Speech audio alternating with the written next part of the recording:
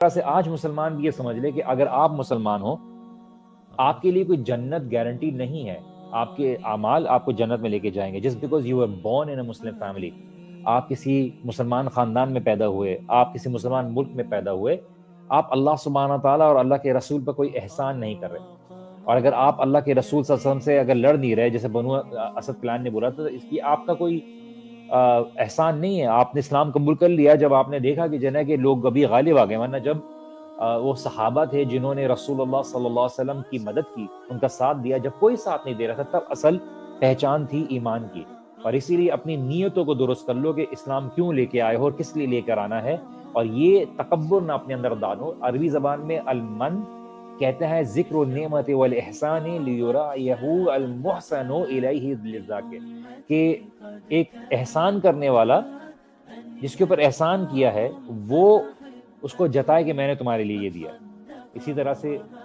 کچھ احادیث میں آیا تھا کہ اللہ لا ينظر الیہم، کہ اللہ تعالیٰ قیامت کے دن شخص کو نہیں دیکھے گا جو کسی کے اوپر احسان کرتا ہے پھر اس کو احسان یاد دلاتا ہے کہ میں نے تمہارے لیے یہ کیا تھا، میں نے تمہارے لیے یہ کیا تھا، میں نے تمہیں یوں کھلایا تھا، میں نے تمہیں یوں دیا تھا، میں نے تمہارے بچے کے ساتھ یہ کیا تھا، تمہارا فلاں وہ کیا تھا، تم مجھے فیورز او کرتے ہو.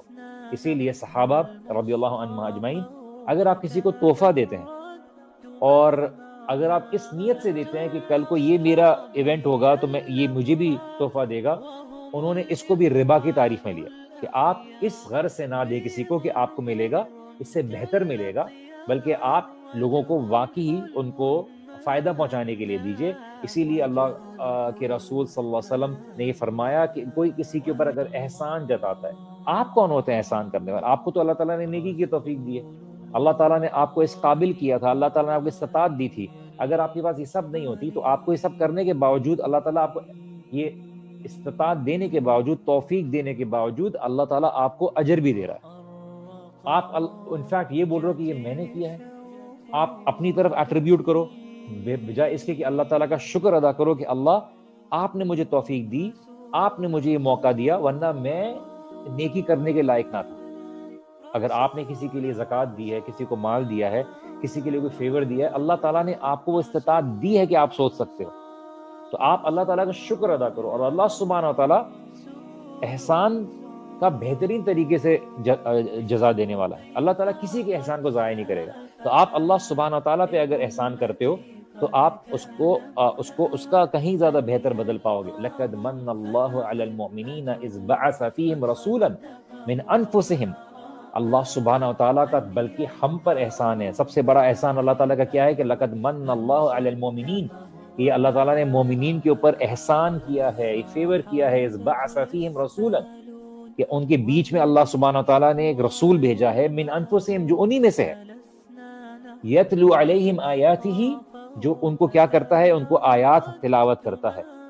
ویزکیہم، اور ان کو پیوریفائی کرتا ہے، گناہوں سے پاک کرتا ہے، ان کی زندگیوں کو پاک کرتا ہے، ویعلمہم الکتاب والحکمہ، اور ان کو سکھاتا ہے کتاب اور وزڈم، جو اس کو حکمت رسول اللہ صلی اللہ علیہ وسلم کی جو احادیث ہیں اس کو ایٹریبیوٹ کیا گیا. وَإِن كَانُوا مِن قَبْلُ لَفِي ضَلَالٍ مُبِينٍ، اس سے پہلے تم گمراہی کے اندھیروں میں تھے.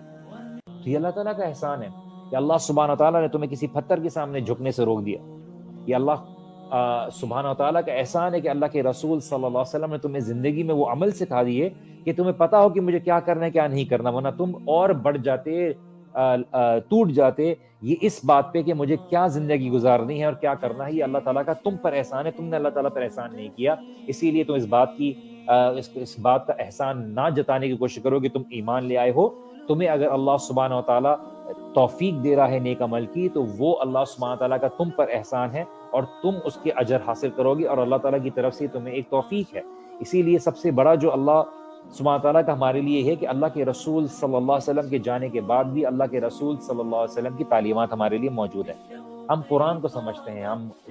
صدقہ دیتے ہیں، ہم نماز پڑھتے ہیں، یہ ہمیں وہ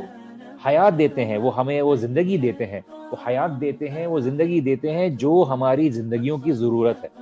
اگر اللہ تعالیٰ ہمیں ان چیزوں سے محروم رکھتا اور اللہ تعالیٰ ہمیں ان چیزوں کی گائیڈنس نہ دیتا تو ہم شاید آج کیا حالت میں ہوتے. اسی لیے ہمارا شکر یہ ہے کہ اللہ تعالیٰ نے اگر ہمیں دین کی توفیق دی ہے تو ہم اللہ تعالیٰ کے دین کے لیے محنت کریں. اللہ سبحانہ تعالیٰ کے دین کی تعلیمات کو ہر لحاظ سے لوگوں تک پہنچانے کی کوشش کریں. اگر آپ کا دین عوام الناس جو بے دین لوگ ہیں ان تک پہنچانے کا مقصد نہیں ہے تو پھر آپ کا دین کی تعلیم اور علم کا کیا فائدہ؟ اگر آپ اپنے ہی لوگوں میں بات کر رہے ہیں، آپ اپنے ہی لوگوں میں بیٹھ کر اپنی ہی ایک چودراہٹ میں دین کی بات کریں، اس کی بھی اپنی ایک فضیلت ہے کہ لوگوں کو اپگریڈ کیا جائے، لیکن آپ دین کی تعلیمات کو لوگوں تک پہنچائیے، لوگوں تک اس کو وہ چاہیے. یہ آپ کے اللہ سبحانہ تعالیٰ کے شکر کا طریقہ ہے کہ ان لوگوں کو ہدایت اور جہنم کی آگ سے بچایا جائے، نہ کہ ان سے اور دور ہو جایا جائے.